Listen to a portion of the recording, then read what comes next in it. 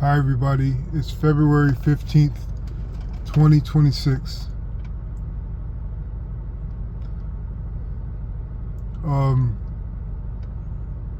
When we try to make assumptions about a person, a situation, or the future or the past, a skill to have with making assumptions is to, of course, obviously not make anything concrete from the beginning until you get more information.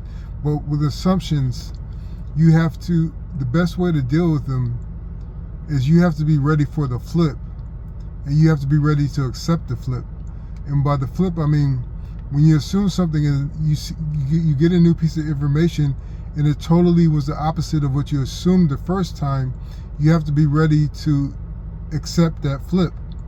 And once you could do that, you start to gain speed on the fly. You start to tune your intuition. You start to stay in motion, in constant forward motion, when you could accept the flip and keep it moving, to keep going forward.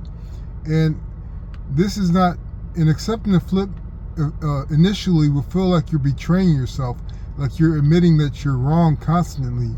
But once you get past that wrong judgment of yourself, you see that you're not being wishy-washy with yourself. You're just adapting to reality in a fashion that is quick, in a fashion that is efficient. So this gets me to thinking about the vastness of a person. And one instance I could think about is when you're around a new person and you're trying to understand them, not in a judgmental type of way, but you're just trying to understand, who they are in a general sense. When they do something that you may or may not agree with, but they do something, don't be too quick to base the majority of their personality, in your opinion, on that action.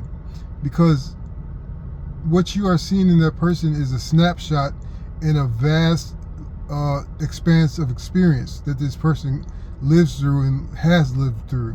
So if you see them doing something that kind of turns you off or kind of makes you kind of averse to them, don't take that as a major part of their personality. Just realize that that's something that they may have done in the moment, and it may or may not mean anything potentially drastic. Eventually you'll see. So do not be too quick to take a offset action or an askew action as their total personality. Another example of the vastness of a person is either if the person is good-natured or neutral or maybe kind of dark.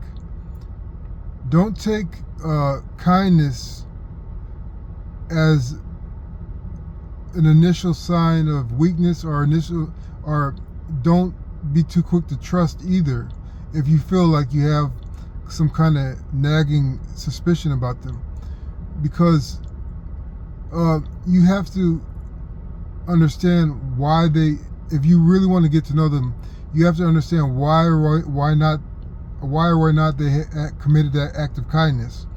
They might not have committed the act of kindness with this person that's in question, with this other person that's in question, because that other person may have betrayed their trust in the past, so they didn't act nicely to them in this instance. So don't take them for a bad person. And conversely, if they act nice to somebody else in front of you, don't take that as being completely good-natured, because that person they were nice to may have something that they want and they were just being nice to get it. That's what I'm saying. You have to be patient when you are assessing people, when you are trying to judge their character, or not judge their character, but try to collect enough information to get an idea of their character. And finally, I could say about the vastness of a person is never count them out. When you see somebody failing, never give up the assumption that they could succeed. And also when they are succeeding, don't ever assume that they don't suffer.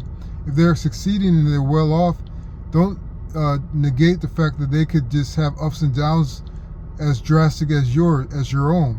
So when you are, in conclusion, when you are dealing with the vastness of a person that you are trying to understand,